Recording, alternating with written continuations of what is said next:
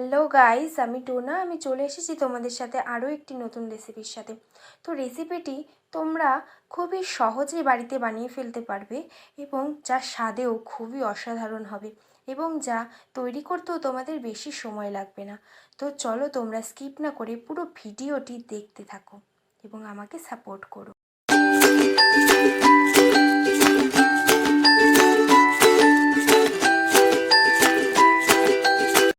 তো এগুলি হলো বোয়াল মাছ এবং মাছগুলোকে আমরা ভালোভাবে ধুয়ে পরিষ্কার করে নিয়েছি এবং মাছগুলোর মধ্যে এবার আমরা হলুদ, লবণ আর হলো একটু অল্প পরিমাণে সর্ষের তেল মাখিয়ে নেব এবং মাখিয়ে নেওয়ার পর আমরা মাছগুলোকে ওইভাবেই একটু 5 মিনিট রেখে দেব, যাতে মাছগুলোর মধ্যে ভালোভাবে লবণ হলুদটা লেগে যায়। তো এবার তোমাদের আমি দেখিয়ে দিচ্ছি খুব মূল্যবান জিনিসগুলো যা এই রেসিপিটির জন্য খুবই দরকারি। এখানে আছে ছোট ছোট করে কাটা টমেটো, লবণ, আদা রসুন বাটা, পেঁয়াজ কুচো, লঙ্কার গুঁড়ো, জিরের গুঁড়ো, সর্ষের তেল আর হলুদ। ফোড়নে দেওয়ার জন্য নিয়ে নিয়েছি গোটা জিরে, গোটা শুকনো লঙ্কা আর একটা তেজপাতা। কড়াইটি ভালোভাবে গরম হয়ে যাওয়ার পর আমরা এখানে পরিমাণ মতো সর্ষের তেল দিয়ে দিচ্ছি এবং সর্ষের তেলটি গরম হয়ে গেলে আমরা তারপর এখানে আস্তে আস্তে মাছগুলিকে ছেড়ে দেব এবং মাছগুলি খুবই ফুটছিল, তার জন্য আমরা এখানে মাছগুলোকে ঢেকে দেব। তারপর যখন আবার মাছগুলো দিলাম, তার খুবই ফোটার কারণে আমরা এখানে দেখো থালাটিকে প্রোটেক্টর হিসেবে রেখেছিলাম। তো তোমরাই যখন এইভাবে মাছ ভাজবে এবং খুবই ফুটবে তখন তোমরা একটি থালা দিয়ে মাছগুলিকে ঢেকে দিতে পারো। তো তারপর আমরা এখানে মাছগুলোকে উল্টে দিলাম, হালকা হালকা করে আমরা এখানে মাছগুলোকে ভেজে নেব। তো এই মাছটি ছিল হলো বোয়াল মাছ। তো জানোই তোমরা সকলেই যে মাছ কি ফোটে, তো দেখতে পাবে এখানে খুবভাবেই মাছের তেল। তারপর মাছটি ভাজা হয়ে যাওয়ার পর আমরা মাছগুলোকে তুলে নিচ্ছি। মাছগুলো ভেজে তুলে নেওয়ার পর আমরা ওই তেলের মধ্যেই ফোড়নগুলো দিয়ে দেব, গোটা জিরে, গোটা শুকনো লঙ্কা আর তেজপাতা। তারপর আমরা ওই কড়াইয়ের মধ্যে পেঁয়াজ কুচোগুলোকে দিয়ে দেব।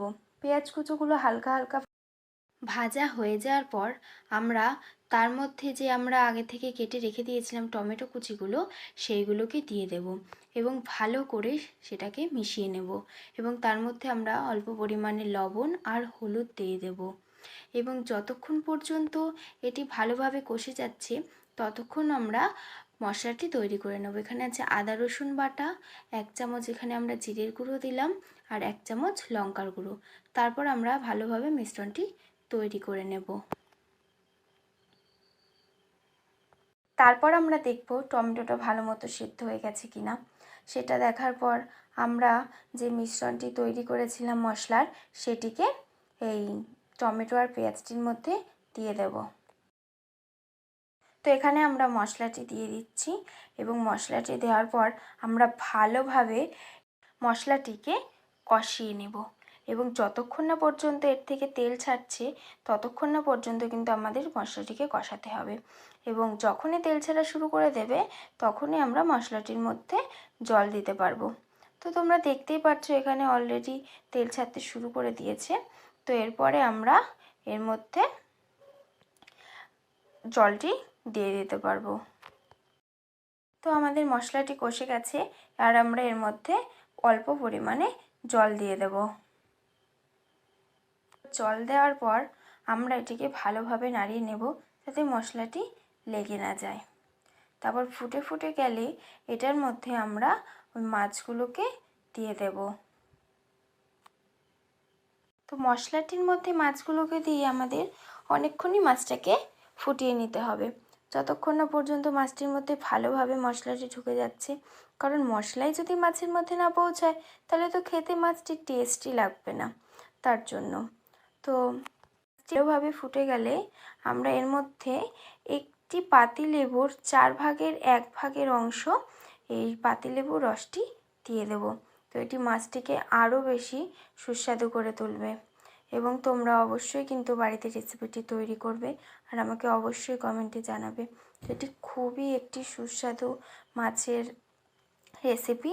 এটি হলো বোয়াল মাছের কালিয়া। তো কেমন লাগলো তোমরা আমাকে জানাবে এবং ভালো লেগে থাকলে আর নতুন নতুন রেসিপি দেখার জন্য অবশ্যই আমার চ্যানেলটিকে সাবস্ক্রাইব করবে আর লাইক করবে। তো সাপোর্ট করো প্লিজ। তো my dish is ready to serve. আর তোমরা দেখেই বুঝতে পারবে যে এই রেসিপিটি কতটাই না সুন্দর হয়েছে।